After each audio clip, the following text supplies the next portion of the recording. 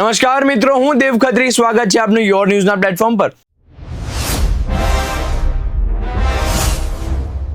અને આજે વાત કરીએ છીએ અમદાવાદના એક એવા હાઈફાઈ કેફેની જ્યાં 850 ગાર્લિક બ્રેડ સાથે મળી મરેલી માખી. સિંધુ ભવન રોડ પર આવેલું જાણીતું નામ કોમો બાય કાફા, જ્યાં સામાન્ય રીતે લાંબુ વેટિંગ હોય છે અને જ્યાં સેલિબ્રિટી અને ક્રિકેટરો પણ ડિનર કરવા આવે છે. પણ આ જગ્યાએ એક ગ્રાહકને મળ્યો એવો અનુભવ જે કોઈએ વિચાર્યું પણ નહીં હોય. શાહીબાગના ધ્રુવીલ પટેલ પત્ની સાથે ડિનર માટે આવ્યા હતા. ઓર્ડર આપ્યો પાસ્તા વિથ ગાર્લિક બ્રેડ. બધું નોર્મલ હતું, પણ થોડા સમયમાં જ ગાર્લિક બ્રેડમાં દેખાઈ મરેલી માખી. આ જોઈને ધ્રુવીલ તરત જ ઊભા થઈ ગયા અને કેફેમાં હોબાળો મચી ગયો. ફરિયાદ કરતા સ્ટાફે શું કર્યું?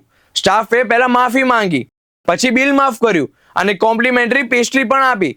પણ સવાલ એ છે, આટલી મોટી બેદરકારી માટે પેસ્ટ્રી પૂરતી છે?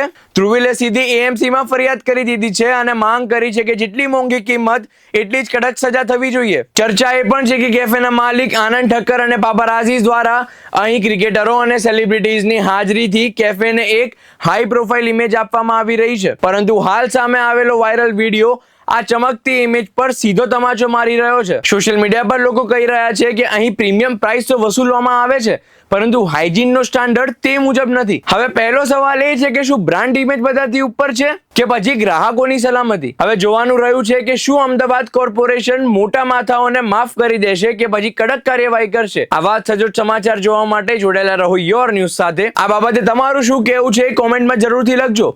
હું દેવ ખત્રી, ધન્યવાદ.